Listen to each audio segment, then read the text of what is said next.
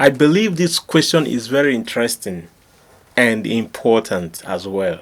Funny though, Osiri, before money was introduced, what did the women find attractive in men? However, I don't really submit to that point notion that all the women are following money. 60 to 70% enwere ego before ha anụọ nwanyị. In other words, most of us nụrụ nwanyị mgbe anyị enwere anything. So many women abụrụ ego ka ha soga. Mana ego dị mkpa. Mana mụ na gị ga-esoga na comment section. Let's see one or two funny contributions. And when then let's go. I shift. So if you click here now the comment section, as it loads, you will see. For those no eyebrows, you know, see question. For those no love and caring, understanding, happiness, strength, charming, hunting, strong man to fight enemy, and a great farmer to feed her well. Onye nke a sị no, men with muscles were very attractive.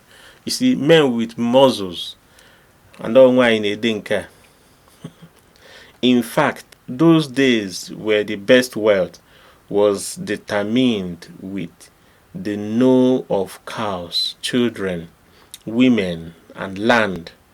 Visible things, not like today. Someone lies of being a banker, but he is a thief. Onaga. There's a lot of answer here. For us to know, protection, hard work, too much love. Those were the day they even went to church together. Strong men who could defeat others in wrestling, such that married women were assured of their security and plenty of food in their homes. Okay. Women have always loved money. So there was not time money was not involved. Hard work, strength, love, care, and protection. Okay. Attractive wasn't used. So he is also, or this person is trying to, I think he's a man. This person is saying that attractiveness never been in the picture.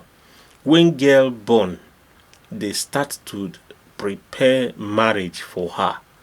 She is going to be married to a family, friend, or relative. Child born without father. Okay. Strength, muscle. Now, remember the question. The question says, let me go up. The question says, before money was introduced, what did women find attractive in men? So, all these questions and answers, they all make sense. I believe how powerful a man is and the level of his strength, including height and beauty. Strong, rich farmer that looks like a great grandfather that owns a very big yam farm. Okay, farming, unknown farmer, hunting, and all these things Hanaza make sense. In the conclusion, it has always been your capacity, your ability to handle your family. In an Igbo today, even before and up till now, in most cases, all nwoke nwe ifo na-eme ọrụ nọ nkie nwe something at least that the family will be able to feed.